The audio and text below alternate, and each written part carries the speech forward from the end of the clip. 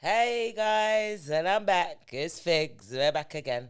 So we got Figs for F it. I'm going solo, and we got Figs for intelligent individuals going somewhere. Yeah. So we got two minions for our show. So whatever way you want to have it, down in the grime or up there somewhere.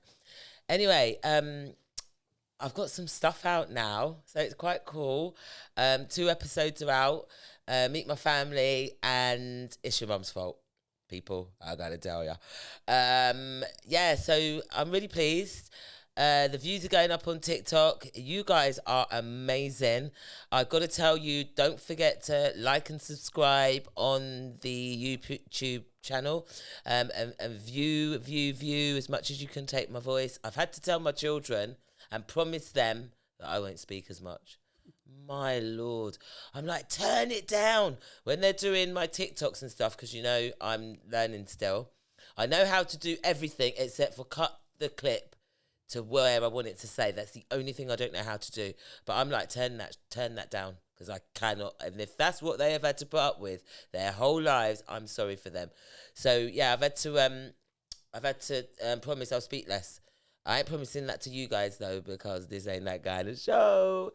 This is where I get the chance to actually speak as much as I like, because it's a chat show. And here, what is my chat show? But yeah, so you guys are brilliant, and I love you. I love your comments. I'm being as interactive as I can, and yeah, I'm up for all the challenges and everything that you guys have got to say. I'm on it. So thank you. Don't forget to like, subscribe, to follow. The socials that we're on. Get to it. Click in. Do what you have to do. Today's show is really interesting. It's taken a bit of a turn, which is excellent, because the turn that it's taken is in the direction I feel that you guys may be interested on listening to. And we're going to talk today with my guest. I have a guest. Her name is Tina. And Tina and I are of similar age groups. We come from more or less the same generation, but completely different backgrounds. And today we're going to talk about white privilege. Hiya. Nice to meet you all. Hi, Tina. Hi. Do you want to tell the audience your surname? Mansi, which is Italian. Perfect. Okay, so we have this lady. She sits before you. I don't need to go through all the visuals because you guys can see. And she's Italian. So, Tina. Yes. You're my first guest from outside of my family. Blimey. I know, privilege. I know, and I am privileged to have you here. Thanks. And privileged. It's really difficult to get people on, because as much as I know a lot of people, and as much as people are friendly and all the rest of it, do they want to come on and talk about stuff? I think you've got to be comfortable to do something like this. And because I've actually done performances within the job that I do, which is in creative arts in sort of secondary and sixth form, I'm not actually shy in being in front of a camera. And that's in fact, perfect. I revel in front of it. So. Oh, that's perfect. So we got the perfect guest. Yeah, so today's show is different, because you and I sit here, like I said, we don't need to talk about the visuals. We come from different backgrounds. That's obvious. Yes. And it's evidently obvious. And we're going to talk about our differences today. Okay. And I think that is going to be one interesting conversation. Let's hope so. Yeah, and I'm really looking forward to it. So tell me a bit about yourself. We're going to go from your upbringing, where you were born, how you were brought up, who brought you up, right up until you went to school. Okay. What you can remember. Give us a rundown. Okay, so I'm a North London girl, born and bred, born in Haringey. Very lucky to be with a mother and father that brought me up. There was extended family, but basically it was just dad and mum. We were in the position that my father had his own business, which was a cafe proprietor in kind of Long Lane, which is Barbican.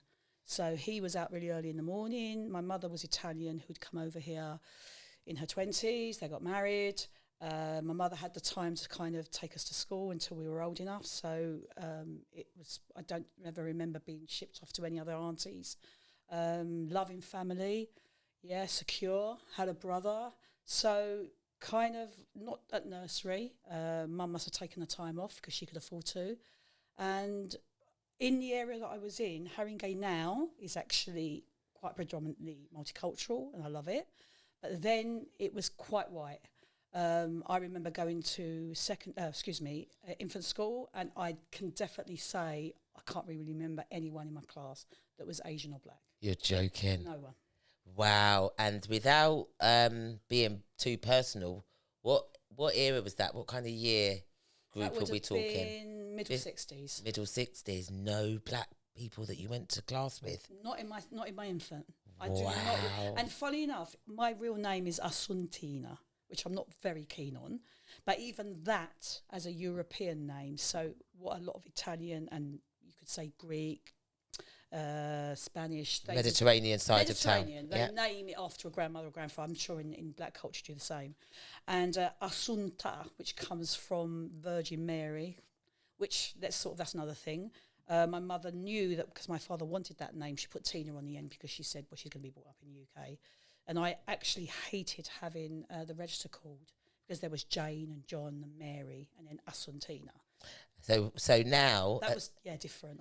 Now at schools, what you can put a preferred name that you prefer your child to be called. Yeah. You put their actual name that's on their birth certificate, and then you put their preferred name.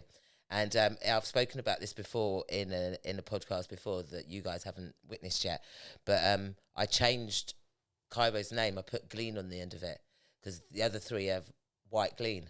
I put Glean on the end of Cairo's because it was Richard's, because I thought you've got to go to school. Right. And it makes a difference, like you say. I mean, not for the reasons that you're talking, but just for the reasons that they're brothers and sisters, and they just all needed to have that one common thing in their surname, so that nobody would say, that's not your brother, that's not your sister, rare, because kids can be cruel, can't they? Very. So did you go through any form of bullying, racial abuse, or anything like that when you was at school? Yes, I did in my secondary. Secondary. Yeah, why does it take that long? So for me, by the time I got to secondary, I was well established. I'd already fought my way through to secondary, knowing that you better not trouble me, because if you do, you're getting it. Because at primary school, they terrorised me. Because of the colour of my skin. Right. Because unlike you, unlike your school, I was that black person, that one black person in my class throughout the whole of primary school. An East African girl came, a Ghanaian girl came, and that was us three. And they came late. But I started, and I was the only black person in the whole of the school for a long time. So you can imagine. Oh, I can. Yeah. So obviously I never felt any way. I mean, my parents, this is quite interesting, if they referred to black people, it was coloured people. Yeah, that used to be a thing, didn't it? I don't think I ever remember, even mixing. But strangely enough, it's like because Haringey at that point was more Mediterranean. Okay. So when I did meet the first sort of students in my class, peers in fact, there wasn't a problem. I mean, I didn't ever regard it as a problem. I didn't feel there was any bullying that I knew of going on. Oh, actually, I can remember one thing. So I'm a very a very friendly person. I got on quite well with males. So like myself. Yeah, and so therefore, quite a few girls, and actually a group of white and black girls didn't like me for that. I think they were quite jealous. And there was a girl who was I'm still friends with her now. She's from Mauritius. And she really liked me. We played netball together. She was a great player. And she noticed they started bullying me. And because she felt peer pressure to be with them, she joined them. And I used to go to the toilet where the cubicles were. And they would write, you slut. And did they ever mention colour when they were writing? No, they didn't. But so I felt she sided with someone that could. I would say in the group there was about 5, but there was probably predominantly more black girls at that point. And I don't know actually why they felt that way against me, because that wasn't a matter of colour. That was just... Exactly. But it was her more having to choose sides, and she chose sides maybe to feel wanted. Yeah, it's part of a belonging, isn't it? Yeah. They would have called her a traitor if she'd gone with you. That's it. And that would, her life might not have been worth living. That's it. Like her school life. Sure. Yeah, so she probably just done that to make her life easier. Sure. Regardless, which isn't good for her, because it meant that she wasn't doing what she really wanted to do. No, and funny enough, I lost contact with her for a while, but I'm friends with her again. She's now South London, very successful woman, right? She's in events. She married a white guy and they had a big house. They're actually getting divorced now, but she's actually a very successful, independent woman in her own right. And she actually could have played netball for England. Oh, really? She was so good. She was Really? tiny. She could bloody jump higher than you know what. Yeah, yeah, I said, yeah. how do you do that, Giselle? Giselle, what position? Giselle, woo, you out there? What position did you play? Me, goal defence. Oh, no, when you're a centre, that says She it was a all. centre. Nah, it says it all. Says it all, because you've got to be everywhere as a centre, Sure. and you got to be good. Otherwise, you ain't being picked for centre. Oh, It ain't happening. They'll put you anywhere else except for centre. So you growing up in school with these people, did you ever witness racism that obviously you weren't part of because you're white? Did you ever witness racism within secondary school towards other black people, towards people with different colour skin of any race or background? I didn't. Not that much. Not in my early teens. I actually do not remember any racism. Right, so I'm going to say, because there definitely would have been some growing It must up. have been hidden. Oh, no, it must have been. I tell you what, it would have been in your age. Now it's hidden, because it still happens, but it's more hidden now. It's more, they call it institutionalised racism. Okay. So it's much more practiced. Sure. But in your day, it would have been rife, because you're telling me 60s, 70s. Yep. Yeah. However, I'm going to say that because of your white privilege, it would have gone over your head. I think I was just oblivious to it. Absolutely. Definitely. I can definitely see that. Yeah. Because why would you be involved in it? You wasn't hanging around with anybody black, not in particular. There was one or two guys I remember, and they were. That's what I meant to say. They were quite submissive. They were not bolshy guys that Okay. I was working in a sixth form college now. Yeah. That I meet all the time. And, So you can and compare. Now, I can compare, and I can see that when I go up to these young men that I support, they're looking at me and they're saying, "Who the hell is this white middle-aged woman?" And then I go up to them and say, "Hi, how you doing?" And you do know that's how black people go. They go, "Right, who's this white woman?" I know. That's exactly But what I do, the kind of thing they say. I flip it on their head. Yeah. Because I sort of say, "Hi, how are you doing?" They think she's here to challenge me. Yeah. But often it will be that I'm here to Help. Yeah. And when I talk to them, I use certain tactics, and then they see that I'm not a threat.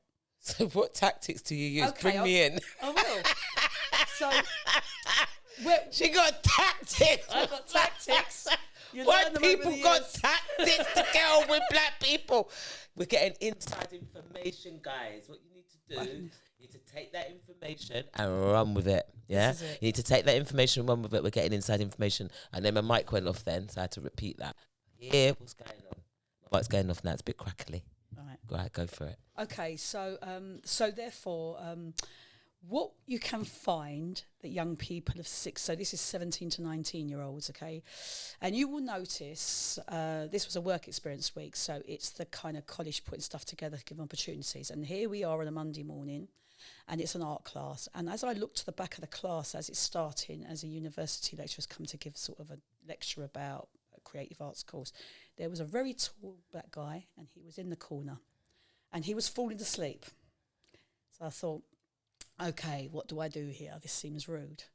So as a support staff, I thought, let me watch him. And I did. And he kept nodding off. And then I thought, now, this is what I'm going to do. I'm not going to challenge him. Like, basically, wait the hell up and pay attention. So I waited until the break. Because what happens, people stereotypically think, he's been out till 3 a.m, he's been running around in his yard car, and he thinks that he don't give a damn about his education. But I thought, hang on, I'm not going to go down that road. So when the sort of session ended for a break, I went up to him and I said, "You seem extremely tired." And he goes, "I am, miss." And I said, "Can you tell me why you're so tired?" And he said, "I've been out working in Victoria, miss. I've been working till 12 o'clock at night because I need the money." Now, how do I get angry with that kid? He's just trying to survive. He's probably short of money. His parents might be short of money. And I said to him, "Oh, it's just a real shame, you know." And he liked it because I had empathy. I didn't go up to him and say, "Wake the hell up." Because behind every person there is a story. Absolutely. And behind him, and the most beautiful thing is working with so many black students, a lot of them actually want to succeed. Some of them have a lot of focus. There was a young man, he was from the Congo, very polite, very lovely. He wants to be a fashion designer. And when I seen his work, I couldn't believe how talented he was. And he actually wants... Why couldn't you believe it? I suppose because when I took him at face value, I couldn't tell what talent he had. But I would do that, but now I'm going to get myself in trouble. Just do it. Just no, I want you to get yourself, because you put yourself in this hole. Yeah, get yourself out of it. I think because I thought maybe he hadn't experienced enough in life. Yeah. But you don't judge a book by its cover. Absolutely. So did you learn from that one person when you...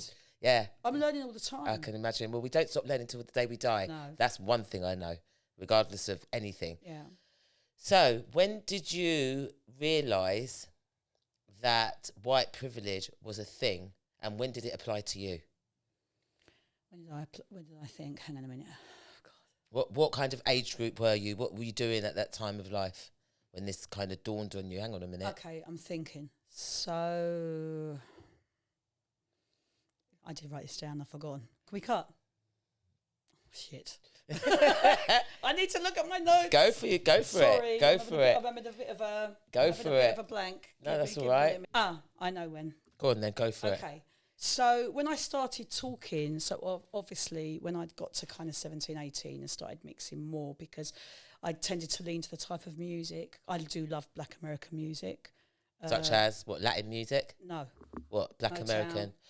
okay, cool. Percy Sledge, Marvin Gaye, Okay, Barry cool, White. yeah, right, yeah. Yeah, so when I started talking to more people around that type of music, and then also having quite a lot of friends that were Irish, there was a similarity and a kind of a connection between the Irish and the Blacks. And Absolutely, yeah, definitely. Because of the original sign that used to be up in... Absolutely, no blacks. No blacks, no Irish. No dogs. So I kind of related to that, and then that kind of made me quite interested in what... Why? Because I'd been oblivious to it, and I'd realised that racial tension was there. And don't forget, I actually... I don't know if this is skipping forward too much, was around when there was the Broadwater Farm incident. And when you say you was around, was that the area you were living in at the time? I actually was with a guy, but he was my boyfriend, but he lived in Phillip Lane. Phillip Lane is very near Broadwater Farm. Right. So so you skip forward a bit, but yeah, I still want to touch on the point when you realised that white privilege was a thing and when it applied to you. Oh, yeah. So knowing that and listening to some of the music, like, for instance, Sam Cooke, Marvin Gaye, his music spoke a lot, didn't it? Yeah, well, Let's Get It On. And you listened to, and then there was, there's a few. Oh, well, I'll tell you, that's, thanks, Marsha, you reminded me. So that's okay. My most favourite track, and still is War by Bob Marley. This is what I'm trying to say. And when I tell people, and they look at me, again, they're judging me, they say, why? I said, because of the words. Yeah, so this is what I just want to ask quickly. Before you were into black music, were you into Duran Duran? No. Bon Jovi? No way. More kind of Mark Boland, David Cassidy. Oh my God, how embarrassing! Come on, just get out. Basically, white American. But they were going towards black though. You could see that the black influence in those. Mark Boland. Yeah. If you talk about something like Hot Love. This is what I'm saying. You can see that those guys were lefties more, weren't they? They were more going towards a Marxist kind of era where they actually appreciated rhythm. Definitely. And they appreciated that if one thing that black people did have, it was soul when it came to music. Well, I don't think that can be denied even by white extremists that say that there's music. Yeah, but they won't listen to it. They won't entertain it and they won't listen to it. So those guys would have been going out of their jurisdiction by even going down that road in the first place. And it would have been the first kind of introduction to that kind of, like you said, that soulful kind of rhythm that white people would have had living in Britain then. Yeah.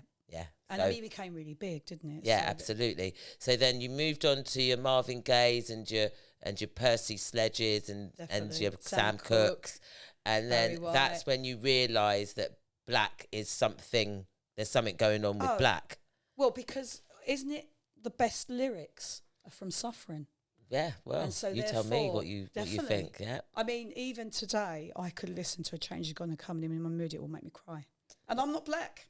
So why does it make you cry? Because it just makes me see, just the words and how they want change, and a lot of white people do want change. Maybe some people don't believe that. I love the Martin Luther King speech. Yes. I've actually got the picture in my I've got it in a frame, I have a dream. Not the whole thing. Yeah. But, you know, there are a lot of us and middle class that aspire to wanting that. And, you know, I will say, I'll be honest, I know that because as much as you've got people fighting for racism, fighting for blacks out, fighting for don't want any ethnic here, is as much as you've got white powerful people fighting for exactly the opposite. And I know that. I knew that from a long time, and that's what brings the fight. That's what brings the fight and the gap, closes the gap a bit more. Sure. But that power is needed. If it wasn't for those white people that were pushing with that influence and that power, we'd be back there still, way back there still. So that's to be appreciated. I will say, like you said. So when did you realise that your white privilege applied to you? Okay, I can say so again. Occasionally, when I went to the clubs on Tottenham High Street, because obviously you did kind of see bouncers hassling black guys coming in more than white. They would naturally get searched more. There's the thing about stopping guys in cars. I mean, in my generation, I don't think people had the money to be driving around in flash BMWs or Mercedes and stuff. But the ones that did were harassed because it was out of the ordinary. Yeah, because how can a person of that age afford a car like that? They've either got to have stolen it. They're working. Well, gangs didn't exist either. I don't remember any gangs at that point in life. They're not like they were now. They were posses. They were called then. Oh, okay. Yeah, people had a posse. Word. I remember that word. Yeah, that exactly. The word wasn't gang. They've shortened it. They shorten everything now, don't they? Everything's abbreviated. Sure. Yeah. If anybody had gangs, it would have been white people that had gangs then. Definitely. Yeah. Definitely. Yeah. Well, I mean, I can't even remember what year National Front came in, but that was the skinheads. Yes. And then was it the mobs that used to like mods? You mean the guys? The mods. Did they used to like black people? They liked. Hang on, wasn't there ska music? Yeah, that's what I mean. So who liked that? Was it the skinheads or the mods? Mods. Was it the mods? I thought so. I think so as well. Right. I think so. You'd have to put us right, audience. I mean, if you can help us, you might know better than us.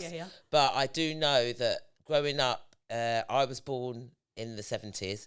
So this is what I do know. I know that my dad told me, you've been fighting since you've been born, way before you were born, darling. And what do you mean, Dad? You only have to ask once, and then you hear the story a million times. He drums it into your head. My dad was a big racist, by the way. He didn't like white people one bit. He has women, white women. Yes. Because I think up here, that was derogatory to him. That was fine. It was all fine. Sorry, when you said he had white women. So basically, I have mixed race brothers and sisters. Right, so he literally strayed and had white women. Yeah, but I don't think he looked at that as strayed. I think he looked at that more as victorious because he's looking at it like, well, you lot done that to us when we were enslaved. Like so a now revenge tactic. It was almost.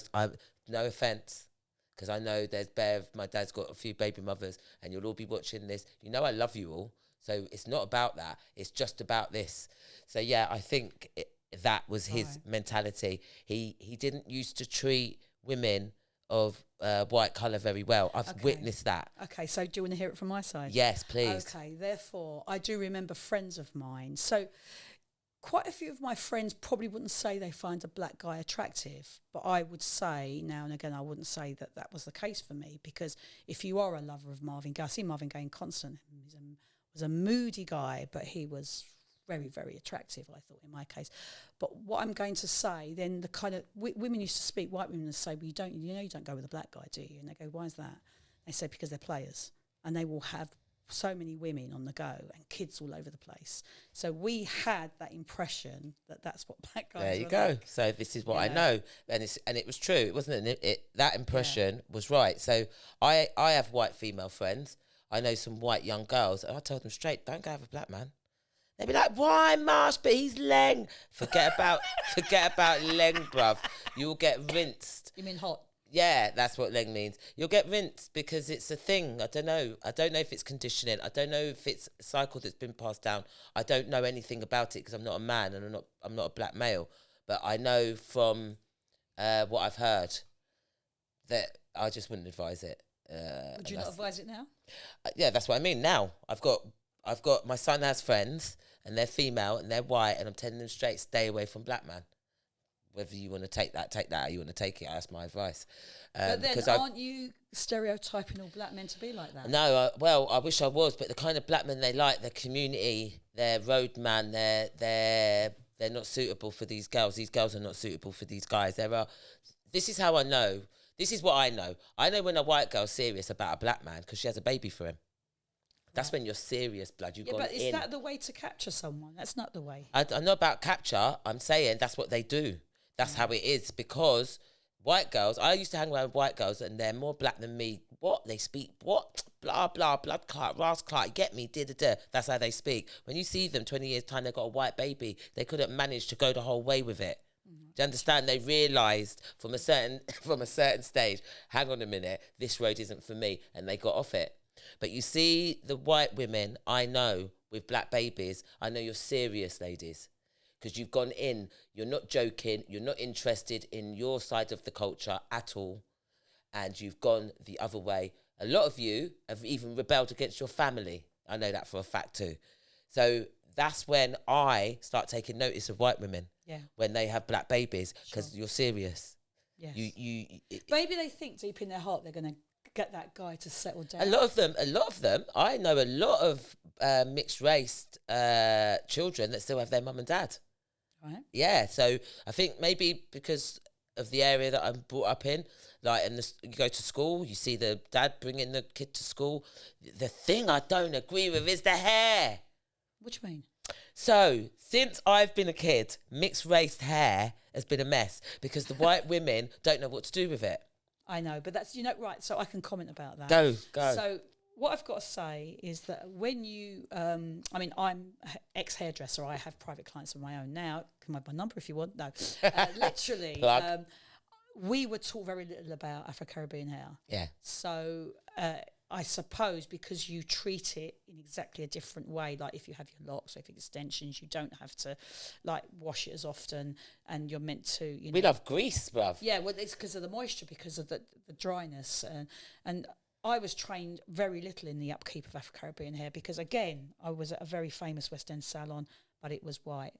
You didn't sort of learn. And all I did later on when I did a course at a college that covered all aspects was hair, and I could tell you I did one straightener and I think a blowout, and I wouldn't have a clue. I know how extensions are done, but I've never done it. But it interests me. Absolutely. So therefore, yes, I've seen like women bring in mixed race young kids with this huge hair that they can't manage, and it's like it gets knotted. Absolutely, do I know that? And those poor kids are screaming in agony. Telling you.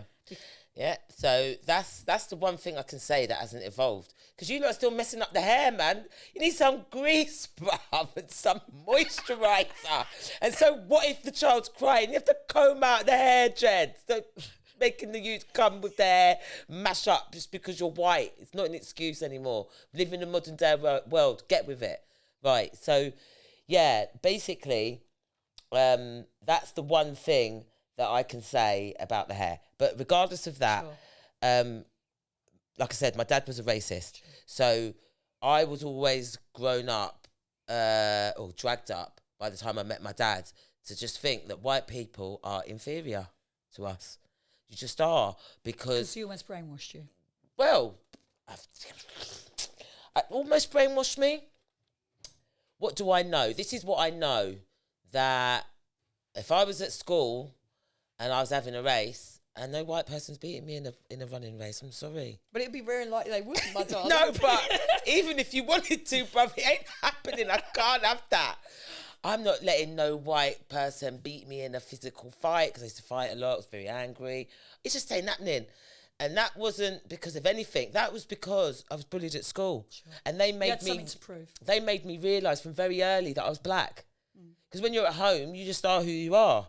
Yes. Nobody brings that into you. There was one thing my granddad used to say to me. He was very conservative, my granddad. He read the Guardian newspaper. Wow. I know. And there's a black man coming off that boat that he sat on for 3 weeks to get here.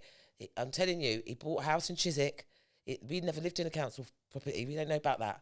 Like, we don't know about them life. My gran and granddad were posh people. My gran she knew everything about everything, and they just used to tell me these two things. You're black. Yeah. You have to work harder than your white peer because of the colour of your skin. Because you're doing the stuff that the white people don't want to do? No, because the same job that you're going to go for, the white person's going to get it based on the colour of their skin. And the name. And then, and if you want it, you need to have your qualifications. You won't be able to just walk in and get that job without them. Yes. That's one thing I was taught. And another thing my gran used to nag to me, white people, don't worry with them, don't watch them, because you have to know how to deal with them because they're different. She used to tell me all the time. And how were you meant to deal with them? In a way that wasn't the way that you deal with things at home, in a loud, aggressive way that it didn't matter if you offended people or not. No, white people don't run it like that. You have to talk to them properly. Otherwise, you'll be accused of being aggressive. And before you know it, you'll be in cuffs and you'll be down the station for doing what you don't even know. I suppose if I look at the statement you've just made, if someone is aggressive to me and and it happens to be black, I would think, why are you talking like that? So in a way, there is a point. But so many people of second and third generation right now that know that you're not going to get anywhere by being so fucking aggressive. Exactly. So to me, my whole life, and what I instill in my children, it's not about your ability, it's about your attitude. Oh, yeah. Now, I tell my children, I'll be honest, I tell them, if you've got a bad attitude and you're black, you've just lost the argument before you've even stepped out of the house. It ain't going to work. So just get your good attitude on that you're supposed to have, that you know will work for you, and go out there with that, and then it won't matter about the colour of your skin. That's what I know that from past experience. So this is what I know. I feel I have white privilege because I listened to my grandparents and I know how to deal with white people. I know how to deal with people full stop. So in my mind, I've arrived because I've got the whole thing covered. Sure. I only felt racism for the first time ever in my whole life as an adult when I went to America. Not here, because I don't have it. I go in, I've got my papers, here you go, yeah, I want that job, oh yeah, I'll have that one, oh no, I'll start at this time, oh no, you pay me this much. I move the same as my peers. Do you know why that is? I've copied. So you're copying white people? I've copied white people to get through because I don't know any other way. Because if I'm going to copy my gran, I'm going to go round and ain't going to be able to speak properly. She could barely read and write. So I know I can't go down that road. Of course. My dad was brought up with my gran telling them, you have to learn to speak like white people. Because before they left the house, they were speaking like Jamaicans because that's what they knew. And then they had to go to school. They were brought up in Chiswick as well. Okay. And you can't go round like that because people are going to ask you, what did you say? Yeah, but I suppose that's turned on its head now because if I hear kids or even members of staff, actually, she would be a great person to interview. There's someone that I work with and she's actually Jamaican and she will not take any rubbish. And she told, and I are told by our boss, who's Sudanese, that we are too loud. So she's very predominantly not going to let anyone walk over her. And she told me a story. But actually she informed me, and this is, again, ignorance from what the media feed us, that did I know that a black person actually had invented the flint that went into a light? I thought it was Edison, who was white. Perfect. Did I know St. George's apparently was a black saint? There you go. And but that's why we don't celebrate it as much. Absolutely. So the media, because I've worked within and supported media courses, the media tell us what they want us to know. Absolutely. And they hide the rest. Absolutely. Yeah. So did you know that Queen Charlotte was black? No, but I've heard that King James, who was it? The one. Well, that's got to do because I've been taking a lot of notes of the Black Boy Lane scenario. Okay. Yeah, but he was meant to. Is it Charles? That apparently had very dark features. Yes. The Black Boy Lane has us all in hysterics. Sorry, not because of the racial connotations. It's because they had the cheek to even do that. No, why did they change it to La Rose? What was that guy's name? Sorry, see, there's the ignorance. And then put formerly Black Boy Lane underneath. See, we were all going, well, what's the point? Yeah, because you put it there anyway. Yeah, but then apparently they did it because they wanted people to adjust to the change of name of the road name change. Oh, okay, fair enough. But I don't know if you were aware that it cost $185,000 to actually do those changes. Really? And talking to my white friends in the area. Yes. They're saying what a bloody waste of money. Of course they're bloody saying. Of course they are. And How sorry, funny. I'm laughing because Of course you're laughing. 48 hours later, someone sprayed out La Rose Avenue. And left it at Black. And left it formerly Black Boy Lane. Perfect. Yeah, because I've heard of that. Yes, absolutely. So, yes. Tell me now about your experiences with regard to PC Blakelock. Okay. So you sound like you were close to the scene. Very. I was in a car driving with... Why you look so serious now? Before you because laughing. I find it really sad. Okay, fair enough. And I was told something recently, but I've only told half of it, that when it all broke on the news, so I drove through, there's a road there called Lordship Lane, and we driven past that section, and then suddenly there was loads of helicopters all everywhere, and they were shutting off areas, and someone said there's a riot up in Broadwater Farm, and actually my ex-sister-in-law lived there, and it was also made out to be a really rough place. I actually did go there once, and if you went into the corridors, they were like concrete. It was very dim and dismal, depressing. But all that was told was that a white policeman had his head hacked off, and it had been put onto a stake. And of course, we were like in shock. And, you know, it was like mayhem there. You couldn't get near it. It was all over the news about how barbaric the people had been that had got involved in the riot. But what I've learned 1 week ago, that apparently a black person was attacked. Were they butchered? Do you know anything about that? Well, anyway, this person I work with was saying that there are connotations that there was also a racial attack on someone black. I don't know that. But yeah, there was a lot of shock. And that was a kind of no-go area for quite a while. So did it feel funny being white in them times? Did it feel? Was you scared? A little bit, yeah. Really? Oh, I wouldn't have gone out on my own at that time around. Really? No. So what was it? If black people saw white people, you just get attacked? I think it was all hyped up. Now I look back on it, I was just too young and naive to understand what was going on. And not brave enough to even face it. It wouldn't bother me now. No, I know that. But yeah. I've only met you 2 minutes and I know that. Waltzing down Tottenham High Street. Yeah. I'm scared of going down there. No, come on, I'm going. No, but then it was serious stuff. Yeah, it was scary. I mean, if I talked to some of my black friends, no one was really saying what they really felt, I think. You know, so it was really strange. And then, of course, we had the Tottenham riots as well. Okay. But, of course, I've studied that. And some people, you know, you hear variations of it. Yes. That no one can understand. I mean, if my son had been, you know, accused of things and was shot at the hands of the police and I wanted answers, I'd go and stand outside the station. And I know that they were not given any answers. Yes. And as they called their posse, if we're going to call it, and more people gathered, there was more and more anger. You hear reports of the police saying we were not ready for what happened. Yes. And they tried to gather a force together, but people just went absolutely crazy. And what do you think about that? Do you agree with people going crazy? Yes, of course I do. Yeah? Because everyone has the right to know what happened. Good. Any race, you know. Absolutely. Got nothing to... Why is it that they think that family, that lives have been devastated, had not been told? Why can't they be told? Absolutely. They're owed the explanation, in my opinion. Yeah, definitely. Yeah. What I'm finding now, moving currently forward just a little bit with a bit of what I've got to say, it's white on white crime now. I'm thinking, rah. Nobody likes the police since Sarah Everard. You can't talk to the white people about police again. They're the police are this, the police are that. The police have always been this and that. They've always been the institution that they've been. Now it's not gone right for a white person that's been raped and murdered and strangulated and all the gruesome things that he's done to her, this copper who's white, she's white.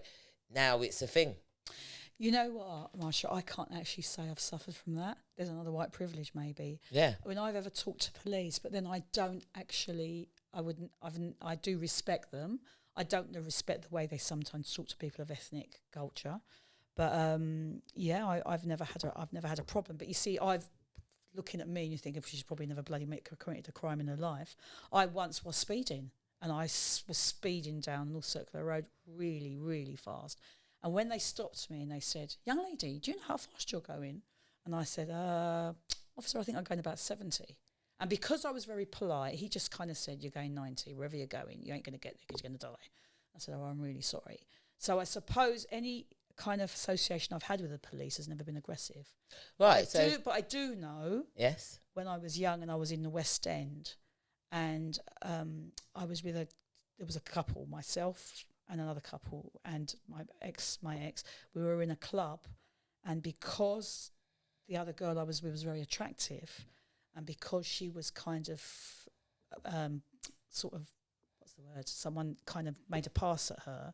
She reacted. Her Turkish boyfriend got really angry, and who was the guy that actually had made the flirtatious, play, had been a bloody policeman, and he attacked the boyfriend. Attacked him, and what happened when they carted him off in the yard up to wherever, Leicester Square? They all joined ranks, and they said that the Turkish guy had attacked him. Oh yeah, of course they would, because that was shameful that he was going to be involved in some scandal about a woman. Yes, and I went to the court case, and they blatantly lied. Yeah, it doesn't surprise me. Biggest gang in London, the police, isn't it? You can't test that gang. Biggest gang in the UK. No matter what gang you got, Red, Blues, Crips, this, that, rare. Biggest gang in the UK is the 5-0. Chino, good. So right. do you think badly? I mean, I'm now asking. Right, yeah. So basically, my experience with the police has been similar to yours. Oh. It's been absolutely amazing. I've never been stopped by the police for no reason. Even though you've had joints in the back. Listen, once, I tell you the times I've been stopped with the police, absolutely hilarious. Went through a red light once, and I'm not joking, I've just lit my ting. And I'm about to drive, and I've gone through the red light, and there's 2 other people in the car with me, and my dad's always taught me, get out. Don't let them come to you. Good.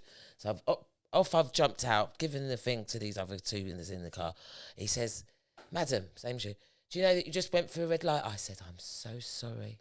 Flutter the eyelashes. I said, I am so sorry. I had no idea. I'm so tired. What with the kids? Always fit these times. I've got no children. And he just let me go. Yeah. That was number 1. Number 2, went to pick my friend up from Heathrow Airport. I parked my car right outside the airport doors. Who do I think I am? Right on the yellow lines, right? And I've got Aretha Franklin. Yeah, I think I'm somebody. So I've got a bit of stuff in the car. I've left it there, blah, blah, blah. I've gone to pick her up. Of course, when I come back, the car's not there, because obviously it wouldn't be. I said to her, when we get there, the police are going to be there because what was in the car. And then we got there, and he called me over, the copper. He made me throw it down the drain, and off I went. I've never met a horrible policeman. Can you believe that? I haven't. As black as I am, I've never met a horrible copper. Yeah, but it's your attitude. And it really, that's what I'm saying about the attitude. It really makes the only difference to the whole thing, no matter what colour your skin is. Sure. So we had you've got these 2 athletes, haven't you?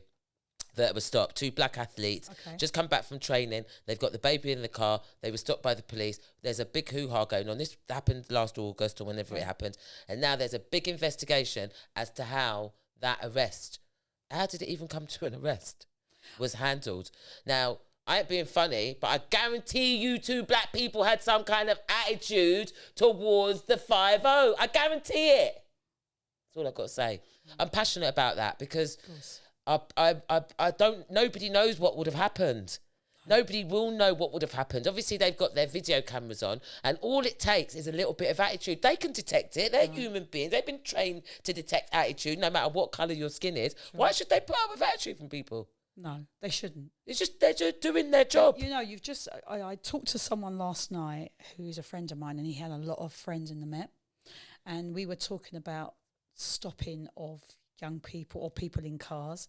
And his version was, because his friends are all retired now, they don't know what colour someone's skin is when they stop them if the car has blacked out windows. And this car did have blacked out windows. So they can't tell if they're black or white. They just think they might be able to see they're young because the music's blaring, because they're driving God knows how fast.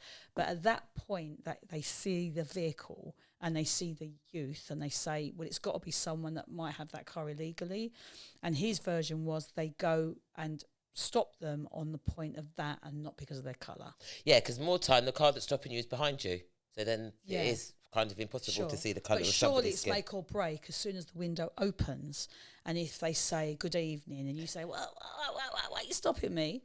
then you're going to start going down the downward Well, spiral. there is going to be something going on with you. It's as simple as that. Sure. Listen, I've been in situations. Okay, I'll tell you about a situation very, very recently, just in August. My son, he's 18. You've seen him. Yeah. He's as black as they come. He's 6'2".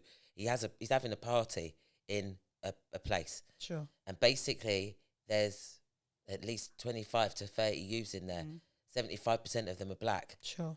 This party's going on and it's loud. Other neighbours are complaining. The police come down, at least 8 of them. I'm the only responsible adult in the building, even though he's 18, in the place. They said, who's the responsible adult here? I said, it's me. I said, I'm trying. They started laughing with me. I said, look, we're trying to have a nice time. They said, yeah, we can see that. We just had a few complaints about noise. Just keep it down. I said, I will. Civilised. Off they went. Civilising. That's all they want. This is what I could have done. What you lot want round here? Can't you see we're having a party? My cousin came. Yeah, she came. She got a bad attitude. She came. She went, yeah, but what is it you lot want? I said to them, don't listen to her. Just ignore her and talk to me. And I literally shoved her away because what are you going to do? Get the place shut down? Yeah. Shut up. There's no need for it. There isn't. And that's that was recently. So let me tell you about another incident.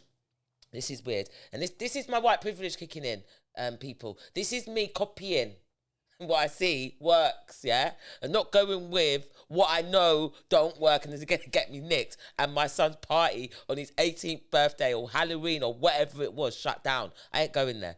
So we've gone into Tesco's, my local Tesco Express on the high road. The 5 of us have gone in there. The 4 of them have gone to pay. Okay. And I'm standing back. And I can see the security guard watching them. Okay. I'm thinking, well, go on. What are you doing? Like, he's black. Yes. Little short black man. I'm thinking, what are you doing watching them? So I asked him. I said, why are you over there? Why are you watching them? They've got full means to pay. They're not doing anything wrong. I wanted to know what his problem was, just to see where he was coming from. Do you know what he said? No, this one. And it was my son who had his hood on, with his hands in his pocket. And I said, yeah, well, he's not doing anything. Blah, blah, blah. See, when we got out of the shop, my son got one piece of cussing. Well, I'm really glad to hear that because I tell you what. I'm not having it. You see your body language. Yeah. You see how you carry yourself with your little black self. My friend said, oh, you shouldn't say to him with his little black self. What must I say then with your little white self? I'm telling you straight how the man is looking at you, Jed. Yeah. Why are you doing that? What are you trying to do? Prove a point. I can stand here with an attitude, with my hood up, my hands up. You can't do me nothing. My mum's standing over there and I'm not even doing anything anyway. Bruv.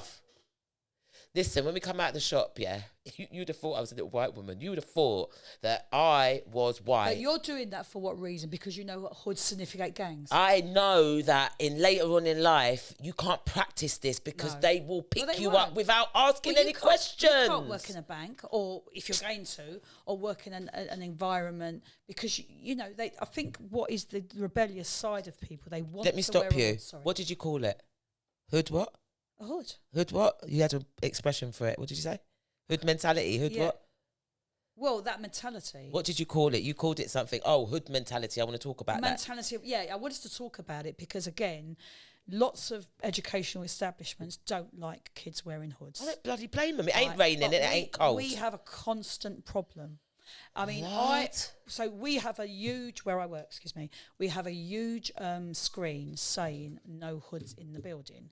They can actually wear hats. So hats is a very, very big thing for young people. We understand expression of their fashion.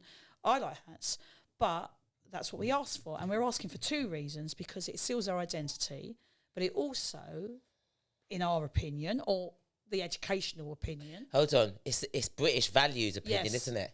Say that then, the man. Right, okay. So thank you, woman. No, literally, it's got to do with it's gang related. So, but there is so much resistance to it. And, I'll go up to a young man and I'll go, it could be a girl, come on. And I'll say, I'm going to ask you to take your hood down, please. And they'll go, and they'll kind of take it halfway down. And that ain't come good coming from you, little white woman, is it? No, but I don't give a shit. Good for you. Love that. So at the end of the day, they just say, and if they sneak it back on, I actually go over and I say, I've asked you to do something. And you know why I've asked you to do something, because that's the way it is here. Because listen, you come in there, you want to sign a contract and say, I want to study here, and I don't want to, and I'm going to keep, the rules, that's how we want it. It's for all. It's not just for you, it's for the white kid over there, it's for the Asian kid over there, everyone. And that's just the way That's it is. the way it is. And you're going to find that. You I go to a agree place with to it. work. They try at home, they've got their dressing gown, hood on. Take that off. You're sure not drying their hair? No, don't dry in your hair. There's towels. Take off your hood. I'm saying that in my own house. Take off your hood in my own house. And I mean it as well. Take it off now because it's not cold here and it ain't raining. What are you doing? Like, why are you practicing that? And it's influence, isn't it? Because it must be. You don't see me doing it. Like, it's not something, oh, yeah, you have to wear your hood because there's no reason for it, Dread. Comfortability, yes, I get it. But you know what? You're going to have to learn to be comfortable without it. So this is Well, what in certain environments, that's for sure. This is what I've done with Cairo. He never grew up with a hood. Do you know what I used to do? If anything came with a hood on, I'd go take it to the tailors and get them and get them sewed back up. Doesn't matter if it was a designer. Don't give a flying hoot. It was going back to the tailors. I'd pay him maybe 3-4 quid. He'd take the hood off and sew it back up. Because You cruel mother. it's not just that. I'm telling you not to wear a hood, but there's a hood on the back of your thing. So when you've left my house, I can't tell if you've worn it or not. Sure. And that's the most time when you're most vulnerable, when I'm not with you. But then what does the media project? If you look at some of the films. Yeah, exactly. They've all got them on, isn't it? yeah. Top Boy, all those rappers, they all wear... there's one rapper. I said, why has he got all that stuff on his face? He's covered. All you can see is his eyes. Oh, mum. So that when he's not rapping, if he wants to just... identity. Yeah. So that basically, if he wants to be a normal person in society, he can just go out there and be normal. No one knows who he is. Yeah, but that's a big thing now. I see not only the hoods, but they're saying it's for a mask. So they're using COVID as the excuse. Not even the hood funny. ideas and people out there are up here. And you're thinking, do I approach them because they've got a hood? They've got a mask? It's not even funny. But here's the problem with that, though. When women do it in the religion of glad you brought that up. being an Arab, they've been slating it. And they've been saying how bad it... Like, black people... This is what we do. Oh, them coolie and them, they have their face cover. We literally take the piss out of them with it in the sense of, why have you got your face covered like that? Well, obviously we not know respecting, not respecting their religion and not respecting where they're coming from, not respecting the fact that it's, you're going to say to me, second-class citizen woman thing, aren't you? A bit, but I've actually I talk openly to young Arab women, Muslim girls Talk about to me. them. Yeah. Yeah, of course. And so when I do ask them, yes, do they enjoy wearing a hijab and do they want to? We don't have any. Well, when I've associated people that I've mixed with, they've not got them face masks. But even is that called the burqa? Yeah. Well, no, the burqa's the one that's just the eyes, isn't it? Yeah, that's what I mean. Well, I've never asked someone, but just because I see them in my eyes as beautiful young women. They're so beautiful. And they're why so is it? That's maybe my personal opinion. Do they need to cover their hair? It's a choice, isn't it? I think it is a choice, and some of them are saying they're happy to do it, but then is it because they're so conditioned they don't want to rebel? So, and the interesting backup of that, my daughter, who's studying to be a teacher, she does a placement, and she happened to be doing a placement in East London school, girls and predominantly Muslim, and she had a discussion about body image, and she said that the girls were really, really interested in talking about it because they can't project their body image because half it has to be covered. But yet they're covering, the reason I know of, and correct me if I'm wrong, is because it's a temptation. Absolutely, to for the other men. Yeah. But not only men that are not associated, the only people that it isn't is their father and their brother. If it's a son-in-law, a brother-in-law. Yeah, so when they're at home, yes, unless a visitor comes, they can be fully revealed. That's it. But I know that because when I check my neighbour, as soon as I knock the door, she grabs her thing on the way to get the door. Yeah. But you see, then you're being suppressed because of the strong desires of what a man, if he sees beautiful, shiny hair or whatever it is, that he can't control himself. Well, shouldn't he be able to control himself? Isn't there morals? I'm a bit on the fence about that. I hear you. But don't you think that westernised British white women promote a certain type of slackness? In the way they look? In the way that they carry themselves, full stop. Okay. Well, yeah. Bridget Jones is my icon of what not to be. How's she getting away with all that? Bridget Jones. She just gets What, away with with short everything. skirts and low No, yeah, tops she's and- got 2 baby fathers. Yes. How? But do you not think that's just White confusion? privilege, bruv. Yeah, okay, maybe. Because Because of it like that. Hello, if you done that in the black community, do you know how much you're getting rinsed? You're a scat, you're a whore. What, you don't know your baby father is? Right, later, blah, blah, blah. All the names under the sun. It's all right for Bridget, though. Why? No, it's funny you look at it like that. Well, that's how it is. I looked at it in a Well, respect obviously, you're that going to she- look at it a different way to me because you're white. No, but of course. But the fact is, it was because she was looking for love. Looking for my Looking for flaming someone to- backside. She's a scat. She wanted 2 men at the same time, thinking that she's all good. And then when she got pregnant and didn't know who the father was, there was no confusion. She was quite fine with it, and they were both quite fine with it at the birth of her. One was sucking their toes, the other one their fingertips. Well, you had the chance. Bloody hell! I couldn't believe what I was seeing. I think if this was black people and community, there would be no baby fathers Well, you there. know, it's very interesting. There'd be nobody baby fathers there. None of the people, nobody. You'd be there on your own because you'd get no support because you're an idiot because you don't even know your baby father is. You're this, you're that. You'd get no support on that level that she got. Let me say to you, there's a lot of... So I've known women that have been white and they may have got to a certain age and they haven't... Bridget Jones women. All right, possibly. Yes. Yeah, professionals. Yeah. And they may want kids. So at that stage, what they do, they say, well, I'm going to have one regardless. Right. And they find a suitable guy Yeah. and they don't tell them even, they have the kid. So that's just as bad as black people when they do it. Yeah, well, It's the same entrapment. No? but then they don't entrap them because they don't tell them. So what they do, They don't tell them forever. they may never tell them, and they've had a child and they fulfilled them eternal kind of wanting. So then the child grows up without a dad. No, but I don't agree on it because one day I think the child's going to want to know, and I think they should know. But it's a selfish reason, really, isn't it? See, we have such different cultures because this is what I'm fighting against now. I'm fighting against Seeing your women having children and not designating that child to a biological father and the biological father's family. Sure. Now, you're telling me you've got white women, they get to a certain age, they haven't got kids yet, and they do that on purpose. Yeah. I've known of one or two. Wow. And you know of 1 or 2. You're white, so I reckon that is common. It's not uncommon. Yeah. Well, because Amazing. they've never found someone that they think that they've wanted to have a child with love. Amazing. So therefore they've I mean, I do know someone, and I don't think the teenage, well, she's now in her 30s now. I think she occasionally met her father, So but she does actually know. that one was actually an amicable agreement. Yeah. The Oh, guy right. would Okay. come into her life every now and again, but fully known, all he did was supply sperm. Amazing. And then the woman got what she wanted. Amazing. I mean, it doesn't appeal to me personally, but no. I'm sure it appeals to many people. Yeah, that is amazing. A lot of black people wouldn't be up for that. There's too much passion and emotion and care and love, and I find I'll be honest. I find that white people generally have this cold kind of aura about them where they can disown their brother or their daughter for money, or if they're not complying and they'll get cut Yeah. out of the will, and Yeah. it works like that a lot with white people. That Yeah, I find because that. they're greedy.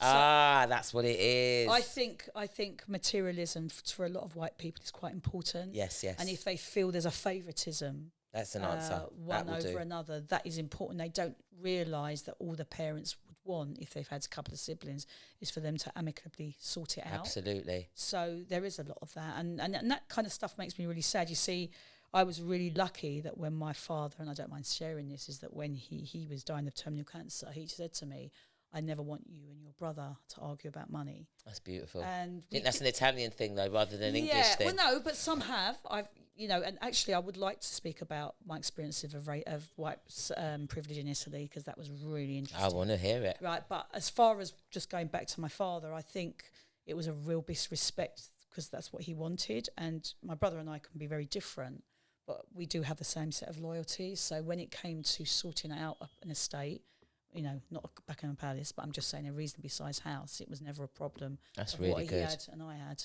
and he fights for me now because Yeah, that's rare.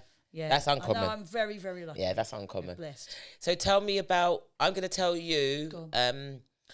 I want you to remind me that when you finish telling your story, I'm going to tell you about the Jamaicans, because you mentioned Jamaican lady that you work with, Oh, yeah. and you said that she's not having it, and I'm going to give you the reason why and Yeah. where my stance on that and living in Britain with that regard to that. And I want to hear now about your white privileged experience living in Italy. Okay, so I went to Italy in 2020 with my ex-partner. And my ex-partner, when he came to Britain, he'd never known many black people, and the black people he'd known were Moroccans that sold loads of blown up inflatables on the beach. In the place he lived in that I went to as a child, you rarely seen someone black, and when you did, which was in the town, this is the parts that make me cringe, that they always viewed, well, they were often coming over from the countries that were war torn, and they used to hype up the behaviour of the young black men on the streets. There were videos going around of men openly having sex on the beach, or on the streets. There were women, Italian women, that were frightened of black men because they thought they were going to be attacked. There is a rhyme in Italy that I've heard about, and I confirmed it, that they scare kids. It's saying that if you're naughty, that the black man's going to come and get you. Oh my days. So it's called the Omini Nero, and you'll know what I'm talking about. They are one thing that sticks in my mind, and this was before I tried staying there for quite a few months until Brexit put the kibosh on it. Occasionally, families would turn up that had come to try and make a living, and so they would end up there, which was a 16th century place. And my vision of a little black boy sitting on the steps of a bank. And what it is in those countries, in that region, they don't always have playgrounds like we were blessed enough to have in the UK. And he would be watching all the other kids playing. And not allowed to go over there. He didn't feel he could. Yeah. And he'd be sitting on the step. Wasn't welcome. And I went over and sat next to him, and I said in Italian, "Are you okay? How are you?" And he looked at me and thought, "Well, who the hell is this?" Yeah. But why are you talking to shocked, me? Yeah. You know. That could have been a film, sounds like. Yeah, probably. But I kind of, my heart went out to him to see him all alone now. But and my daughter has found that she speaks fluent Italian and goes there very often. But some of the friends she has made there is a lot of racism. Oh, I can imagine. And this is not in the major towns. In the villagey parts. And country.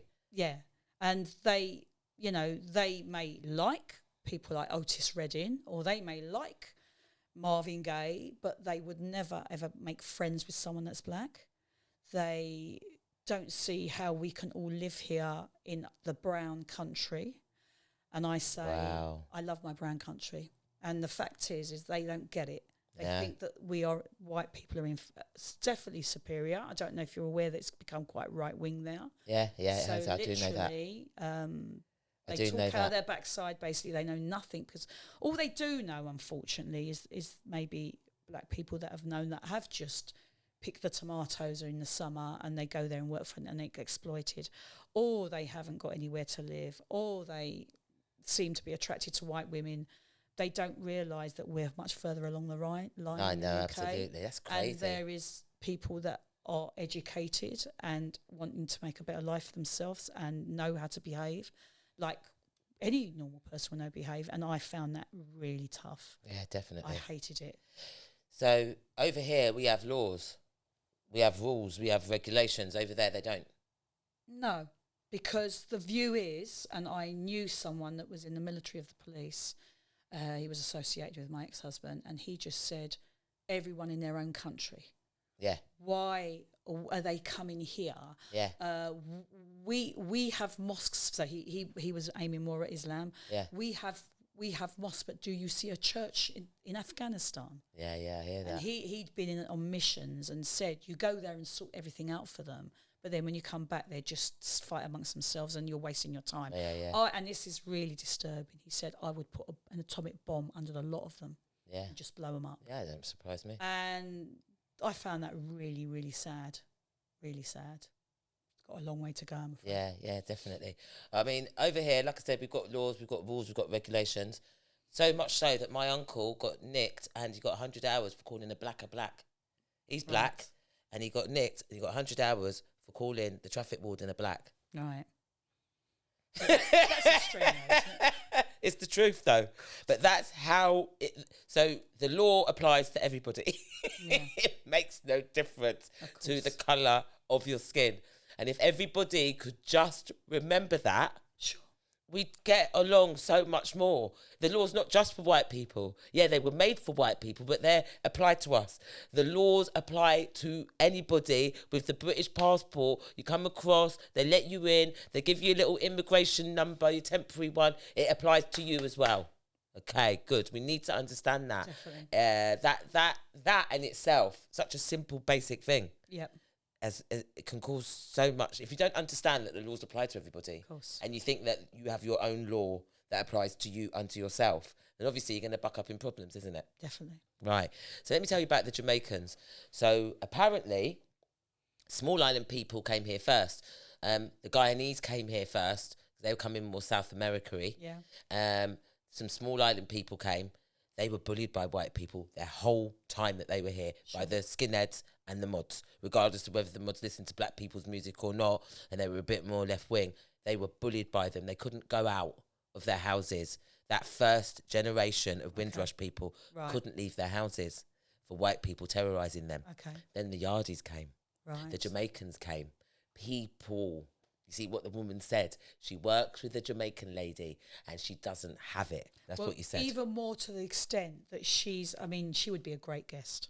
I'd have to try and convince her. And she was telling us on a Friday afternoon when we didn't want to be doing anything, so we got into this kind of discussion. As you do. She looks after an elderly white man, and he has 15 grandkids, or he has 15 kids or grandkids combined, and not one of them comes to see him.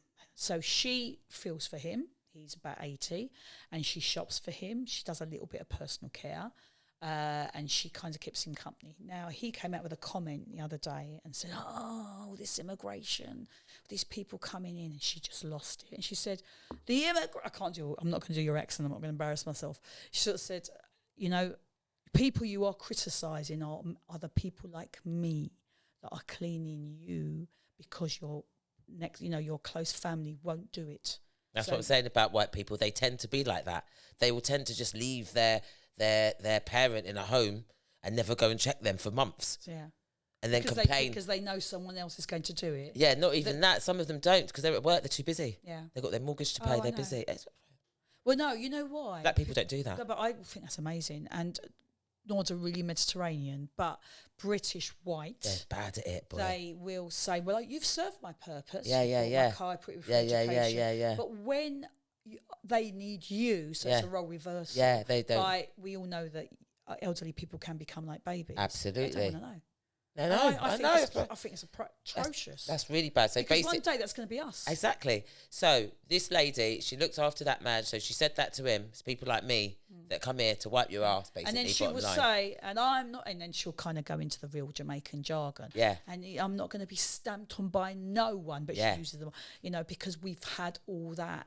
And already. No way am I going to give in to that. Absolutely. And I just sit there and I say, I totally agree with you. That's a Yardie mentality, by the way, people. Yeah, so the Jamaicans came here and stood up to white people. Yep. Making it so that I can walk down the road now. Do you know that? Sure. And I mean that. So that my dad, who was born here, he could walk down the road. Even though when he went to school, I was explaining to Tina on the way here, I'm not surprised that the guys are racist. Your first day at school, the teacher's asking you to lift up your coat. Where's your tail? And I was shocked.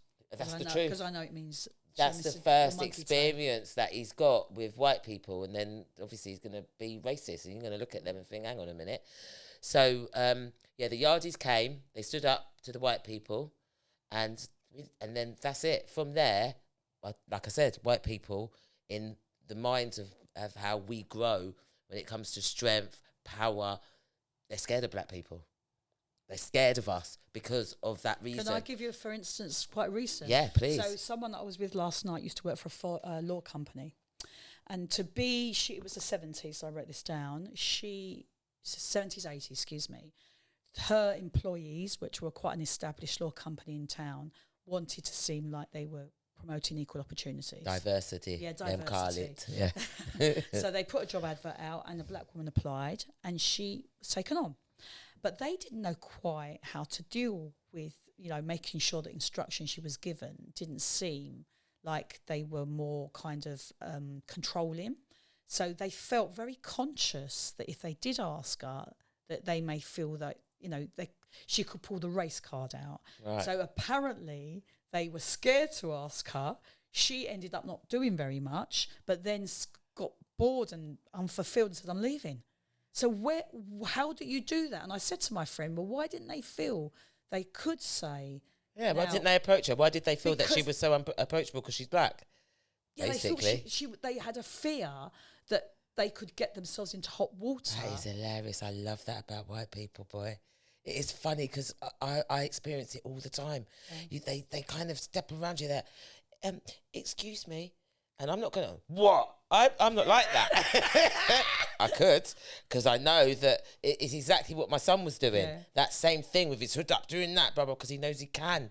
Yeah, and he knows that what you're going to do about it, I'm not breaking the law. But I don't have a bad attitude. I'll give you an example. I've got a neighbour. Right. She says we're too loud. Bruv, we're black. Get used to it. She lives down there with herself and her daughter. Hello? We're upstairs. We're too loud. She says, I've noticed that the noise levels have gone up. I goes, yeah, it's half term. Get used to it. But I think people are intolerant here anyway to other people. Regardless of whether you're intolerant or not. Here what? We all live in social housing together. You can't draw the social class card on me. She says that she pays her rent. So do I. Yep. Yeah? So that don't come into it. Financial class card don't come into it. Bruv, where are you coming from? Tell the council to move you. You have white privilege. I'm sure that if you wrote a letter and complained about us black people that lived upstairs to you, that they would move you straight away. Get off your high horse. Get with it. Do you know what I mean? We've all been thrown in together. You can complain to the high hilts as loud as you like. No environmental people have ever told me I'm too loud. Really? Ever. So who are you? But actually, I have been, well, not me, someone that I lived with. I think that's brilliant. Yeah, like I had a neighbour downstairs, so I still own a 2-bedroomed apartment, and my partner loved playing loud music. And I used to say, you need to turn it down. We're going to get in a fucking problem. And needless to say, the woman downstairs, who was an elderly white lady, you need to keep the volume down. And apparently, you all may know this, that apparently you can play up to 11 o'clock. Absolutely, as loud as you like. So, of course, it wasn't. It was much later. But he just got abusive and said... Bad attitude. Bad attitude, and of course, you see. she called the environment. Yeah. And they came and they said, we need to control your levels. But I suppose, why aren't people more kind of accommodating and saying, attitude. You want to have a party? Attitude. Have a party. Why not? Invite me, in fact. You know the problem with me, with her downstairs? I don't give her attitude. See, if I'd give her attitude at any time, the police would be knocking my door all the time. She don't get no attitude from me because I'm sorry. We're too loud. Okay, there's nothing I can do about it, but I don't have this attitude. I'm like, yeah, well, da-da-da-da-da. The dialect we have, she probably can't believe that it's me written it. She probably thinks I've got my neighbour to do it or somebody else to do it. She doesn't think you're capable of writing to it's that standard. absolutely brilliant, the way I've dealt with her, because she's not been able to do anything about anything. Sure. The way that she expected, I'm telling you now, if she could get down that road of, and she's been like this to me, and she said that to me, she can't, because I'm totally polite. She said, reverse psychology. Absolutely. Well, it's not reverse psychology, not at all. I'm just polite. I don't have attitude problem. So how she wants to take that and what she wants to do with that is up to her. But I know by not having an attitude problem and being polite, I'm being a normal citizen. Sure. I'm just living in my house with, But if you say, I can't help it, doesn't she turn around and say, you can help? No, because the thing about it is, it's not even me. I said, listen, when you moved in, the children were much smaller. Because she respects me, apparently, as a parent, because obviously she can hear what's going on up there. Sure. I said, when you moved in, the children were a lot smaller and they're a lot quieter. They're just a lot bigger and a lot louder now. Yeah. There's nothing I can actually physically do about the noise that Cairo makes when he takes a step. Can't, you know what I mean? But I do think a lot of people don't like intrusive noise, and I think it's absolutely ridiculous. Well, basically, it's tough. Live in a bloody semi-detached house in the middle of nowhere. That's the question. That's the answer. Don't Simple as that. Don't go to Ponders. I mean, don't live in a block of flats. Yeah, or don't because or in a terraced house. Yeah, because you're going to get it. But believe you me, Marshall, where I live at the moment, I can't say his name. Yes. But he is Ghanaian. Yes, and he gives me grief about how loud I am. I love that. And he said, you don't, and when we talk about white privilege. Oh, some says I'm out of order. You don't know for 66 years that what it's been like living in this skin. He goes. Is that what he says to you? Yeah, he does. And you know what? Good for him. Oh yeah. Because he's basically just portraying how he feels and how he's felt all this time. This is what he's actually saying. Shall I tell you what he's saying? You come here with your white self, thinking that you can be loud and get away with it because you're white. You can't. I didn't think like that. That's what that's what he is explaining to you. Because otherwise, why would he mention the colour of his skin? Why would he feel the need to do that? He says it in a way that he says that I'm blind to the fact because of your so white much privilege. going on. Absolutely. And he posts me white privilege. I love this man. And the thing is, I don't mind, and I'm quite happy to be educated.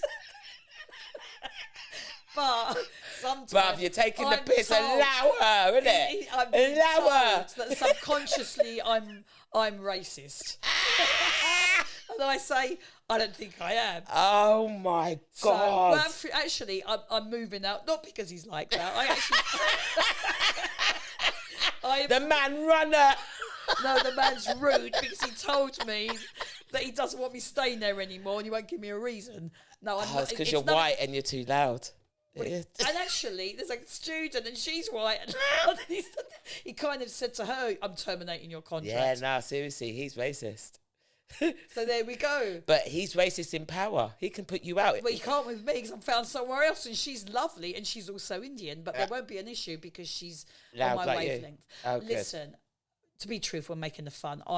In my case, I didn't know the rules of living with other people and I've learnt from it. That's because of her white privilege. Yeah, because I thought, well, I could laugh in the kitchen. There's some poor nurse next door that does a night shift who's mixed race, and she's saying, "I can't sleep, woman. Keep your voice down." I tell you. So it's not about tables turning. It's not about anything like that. This is what it's about these days. It's just about whether you're right or wrong. Yeah. Don't matter what colour your skin is. No, but I was wrong. That's what I mean. And so you should be told. But this is my point. For years and years and years, nobody's told you because it's all right to be white and wrong. It's fine. That's literally, that is above the law. Not for every white person. Well, not for anybody. Because I had another instance, and a very dear friend of mine, Monday, we got on a bus. The area is mixed. And she said, I don't like the fact that I'm on this bus and there's hardly any English being spoken. I love that. And I said, but why does it bother you? Yeah.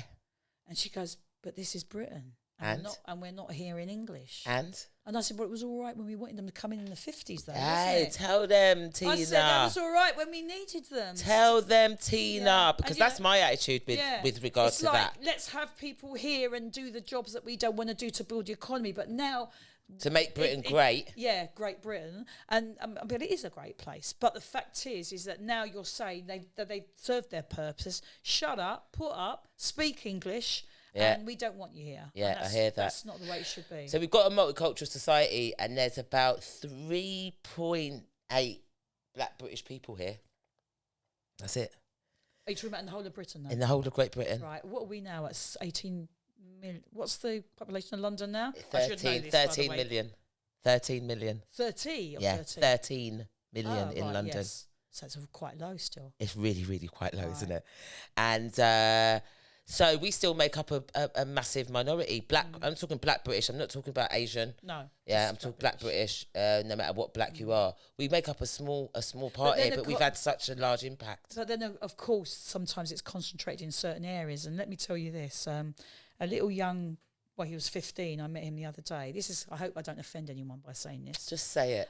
Okay, so I volunteer. And when I went to volunteer in a church, he was there with his father. And I said, oh, what are you doing here? And I can't say his name, obviously.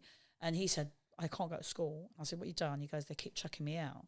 So we're packing, sort of stuff for the food bank. And I said to him, why'd you getting chucked out? He goes, because I'm rude to people. And he's actually got autism. But the rudeness he unfortunately says is to, sometimes it could be many things, but one is that he doesn't like black people, and he actually says he doesn't. But he's autistic, and it's not him, but he's causing his parents so many problems. Where's he got that from then? Where's he picked that notion up that he doesn't like black people? Has he been picked on by black people before? He's heard.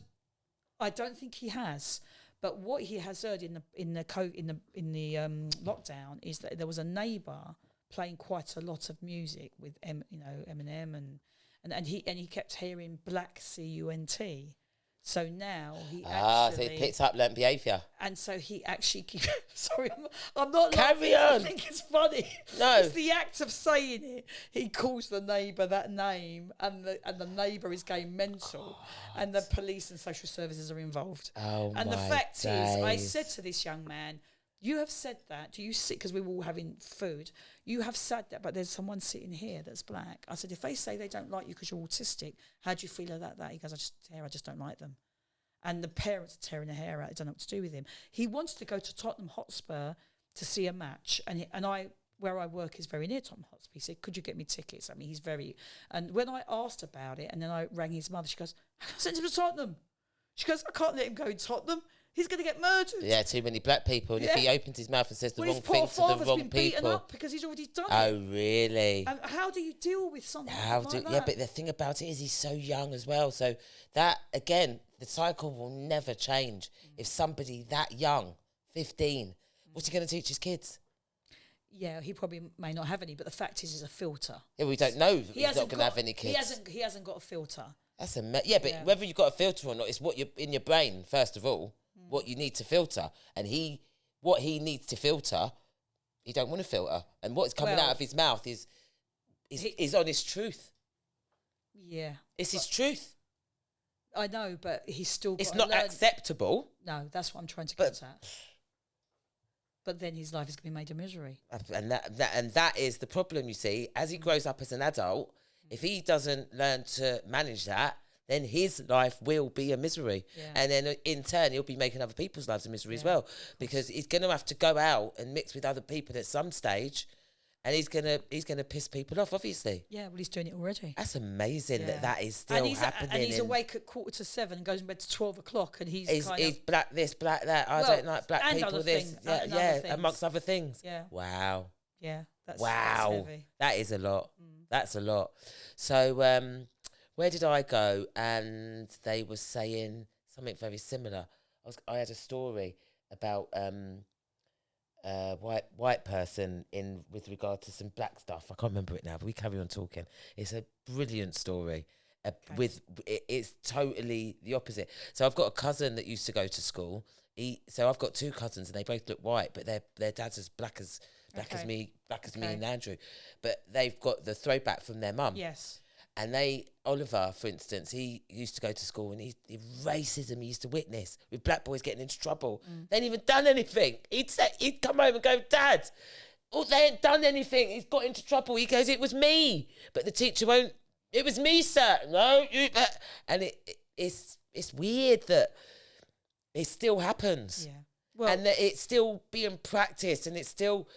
They've got it to the T. White people have got the racism to a T now. You can't even notice when they're being racist now. No, it's right. very clever. How would you get that to be clever? Why wouldn't you practice with something else? I don't know. I can't. That one I can't answer. Honestly, I really don't know why. Yeah, and that's good that you don't know. It's good that you don't understand More that. naivety at my mature. I'm still walking around with the head in clouds. Good for you. Good for you. Because sometimes ignorance is bliss, isn't it? Yeah. Sometimes, because you save yourself a lot of grief. Sure, yeah, I do, but it's there, and I wish it would change. Yeah. But I do think that, I don't know if you feel the same way, but I think because I've experienced racism in other places. I must tell you this. I went to Scotland a New Year, and I could not believe the lack of ethnic representation out there. You better believe it. But I was shocked. Scotland, no. Yeah, but it's too cold. Right? Exactly. You don't want to go. My landlord has a sauna in his house. Yeah. He can't stand cold weather. Honestly, and you see people with like thick jackets, and I mean that's just literally. If you don't mind me saying, I suppose you feel the cold more, do you? Well, basically, I don't know. With children at home, in a racist way, everyone. Everybody. So at home yesterday, in that big blazing hot sun, Kingston got up. He's got a long sleeve pyjama top on and his dressing gown. I had to rinse him. Take your dressing gown off. And then my last comment was, "You see, you black people." That was. I don't know what else to say. There's only black people that behave like that, Jet. Actually, with jackets. And coats and da-da-da. It's cold. Where? My problem is, I mean, I'm like second generation. So I can understand my grandparents behaving like that because they come directly from the sun. Sure. But I've been living here all my life. Yeah. I've got no I don't feel the cold no more than anybody else does. Sure. No matter the colour of my skin, I don't look at it like that. But people do, don't they? They do. They do. They really, really do. And another thing I can't get my head around is, we've been here, and to be black now and to have an attitude problem and to have what they call a chip on your shoulder. Oh, that's used. I hear that all the time. Yeah. But they've got a chip on their shoulder. And Yeah, that's a white people's talk. They invented that talk for us. Right. It's designed by them for us. Just lose the chip. And stop making white people have us like this. We all know how to behave. And if you don't copy your white peer, they're getting through. But do you think some young people are so ingrained in them? No, how can it be ingrained in them when they were born here? Where from? Where's it ingrained from? It can only be ingrained from your parents, who were probably born here. Sure. And their parents were probably born here. We're going back a lot of generations since people came on that boat, you know. Sure. But look at all the fuss. I mean, there was periods in the last 2 years that I don't know exactly all the racial tension that's gone on, but even the lady, wasn't that Williams, whatever, godmother that asked that lady at one at the thing about where are your people yeah, so from? basically this old white lady, this woman's been invited to the palace, this black lady, amongst other black people, been invited to the palace for whatever you get, whatever award it was, whatever. Yeah. And there was a load of guests there, and they're all there. And I remember this. This wasn't long ago, was it? This is brilliant. So this old white woman is speaking to a young black girl and questioning her about where she's from. So she says, I'm from Peckham. No, but where are you really from? No, she said, but where are your people Yeah, from? where are your people from? And that was construed as racist. Yeah, well, also it's what she did to her when she went up to her. Oh, she touched her hair. Well, but you don't do that. Yeah, but white people do that, bruv. That's what you lot do. Hey. I wouldn't, someone that I didn't know, I wouldn't go and That's touch their what white people do, Dread, because they're so fascinated with the afro. Oh, your hair, can I touch it? Some of you ask and some of No, you I am don't. fascinated. I mean, if it was someone that I knew very well, I would want to touch their Listen, hair. this is what's going on. This black woman's come into the white establishment, and as far as this white woman's concerned, we're back in the old days where black people entertain white people, Yeah. and you stand and you talk to me and you allow me to touch your hair. So it's an invasion of your space, and she thinks she can do it. It's an invasion of your space, and she thinks she can do it. But all it takes is for that black person to have a particular amount of decorum, articulation, and know how to carry yourself, and that won't run. Well, it didn't run because she had to. Yeah, but why out. is it in the news? Because they seen it as scandalous. Yeah, but why did it even get reported? This is what I don't get. That's why we will always be novelty, because we're reporting things like this. Do you get what I'm dealing with? I do. Listen, some people come up to me all the time and talk to me and do blah, blah, blah. I don't go and report it to the news. But if you were in the public eye, Master, and someone touched your hair that you didn't know, would you be okay about I wouldn't report it to the news. Okay. I would say to them, bruv, what are you doing? Don't touch my hair. End of. We're both adults. But the woman after, when she appeared, because I actually happened to catch her appear on the morning programme. Yeah. And she said, I didn't want to make such a fuss. Yeah, and this is the problem, you see. It's like she retracted. Yeah, no, you know what it is? Us black people, we get made to put in a position sometimes where we feel that we don't belong. Bruv, you were born here. Of course. So this is why I don't get myself into problems, because I am established British, English, black British, whatever you want to call me, and I speak as well as you. When I'm on the telephone, you can't tell what my colour of my skin is, because here I'm speaking English. So I don't know any other language to speak. Give me a demonstration without the accent. What accent? Like, there's something. I could tell like where you're talking now. Oh, if I just speak properly to you like this. Well, okay, so I wouldn't be able to tell. You would never be able to tell. You can switch. I have a twang. Well, obviously, I can switch because that's the diversity of being black and British. Yeah, but can everyone do that? Obviously.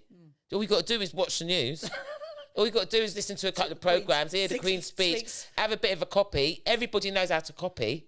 Me and my friends at Claire Elliott, we used to copy Larry Grayson. Oh, yeah. Because he spoke properly. Sure. He just did. But the Jamaican lady that I work with... Jim Davidson used to copy a black person. He used to copy the dinner lady. Oh, man, what you saying? Oh, you doing? That wasn't a Jamaican accent. That was just a black accent. You know the difference? Of course. Yeah, so these things happen because that's the novelty of it all. Okay. There's no way I'm living in Britain and I'm not getting a B in my GCSE English or an A. Like, it just ain't happening because I'm English. course you are. Do you know what I mean? Yeah, I know how to speak Gradient. Yeah, I know how to speak Jamaican, but not as well as I know how to speak English. Of course. So I'm not going to get tied up in that. And that's what I feel a lot of us do. We get tied up and we behave like we're not entitled and it's not our place and we don't belong. Hello? People, get with it. You got your British passport. You're 30. Do you know what I mean? Don't let no one tell you nothing. Do they meet people occasionally that make them feel that way? Yeah, see, this is what I don't agree with, none of it. I'll tell you why, and no capping. I was brought up in Chiswick.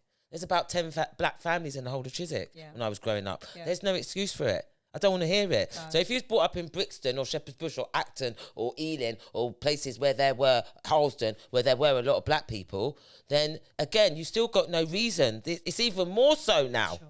Can I tell you about something? I must bring this in. So I just want to say that when I actually met much more ethnic people and black people, I thought, can we go to loads of parties? So I had a St. Lucian, a friend, and she wanted me to go to I think it was a wedding reception of her brother.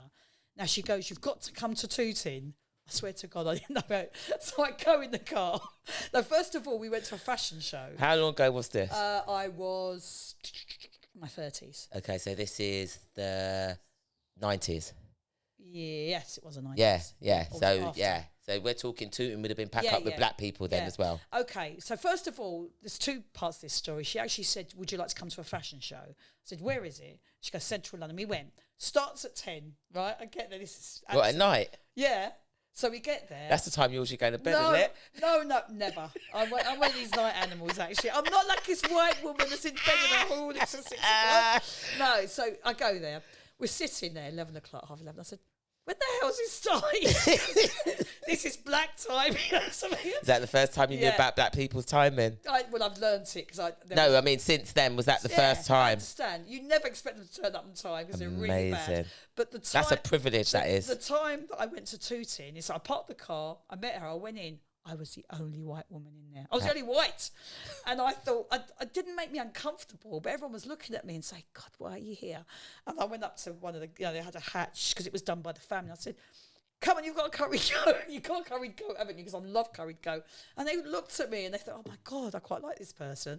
And in the end, it was cool, but I didn't feel uncomfortable. Of course you would. Well, what do you think we feel like when we go to places and there's no black people? But I was the only white woman. Yeah, sometimes you go to places, you're the only black person. Courthouse, for instance, like, do you know what I mean? You could go to work sometimes and be the only black person on your floor. Another white woman in Wood was walked out, but I felt confident enough to be in there. Good. It did not bother me. Good. Well, that's to do with you as a person. Yeah, because I want to embrace every nation. And I love that. I love that about you. Thank you. Now, my last question, and it is the last question, and it's a bit Time flies when you're having fun. It really, really does. And we've got to eat some Caribbean food, which my guest has asked me to bring. Yeah, she did. And I said I would. And the thing about it is, that's how the features on the show are going to go. When I have a guest, I'm going to bring food, and we're going to call that part of the show Marsha Chef. Good. Excuse the pun. Yeah, excuse the pun. What's our last? I want to ask you, have you ever been with a black man before? Have you ever had a relationship, that is really anything personal. Intimate with a black person before? Cool. Just wanted to know that. That's it. That was my last question. That's it? That was literally, I'm not going to get into it. I just wanted to know because you will find that, like I said, when I was growing up, there's a lot of white girls that were into black men. They wouldn't have a black kid. And they might grow up in a white society now. And that question is a question. Yeah, but I can say if there has been an involvement with a black guy, I've never had an expectation. Oh, really? Yeah. Even based on reputation? Because sometimes the reputation they've had, I know, has been wild. Yeah. So I've never expected that much from it. Okay. Yeah. Oh, yeah, so then you're not disappointed. Well, it's not that I'm going to cut him off and have 20 babies with him, no. Tina, it has been an absolute pleasure. I really hope that between us, we've opened a few eyes. I hope so. And a lot of people are lot ignorant than they were before this little clip. And there are many people like me out here, I trust. Yeah, no, I love the dynamics that's happened, and I love the fact, I love our subject. I'm going to have you on again because we've got many more things to talk about in the future. And it's just been absolutely amazing. Thanks, guys. Thanks for listening. Thank you. I don't know how long it's been, but I hope it's been interesting. I hope we keep you guys interested. Do not forget to like, subscribe, follow. Yeah, because I'm only coming with real talk for your mind, your body, and your soul, people. You take care. Peace out.